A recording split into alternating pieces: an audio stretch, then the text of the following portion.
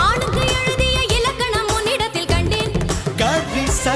என் பாதத்தில் பள்ளி கொள்ள உனக்கொரு அனுமதி தந்தேன். என் நாடை தாங்கிக் கொள்ள, என் கூந்தல் ஏந்திக் கொள்ள உனக்கொரு வாய்ப்பல்லவா? நான் உண்ட மிச்சப்பாலை நீ உண்டு வாழ்ந்து வந்தால் மோற்றங்கள் உனக்கல்லவா? வானம் வந்து வளைகிறதே, வணங்கிடவா?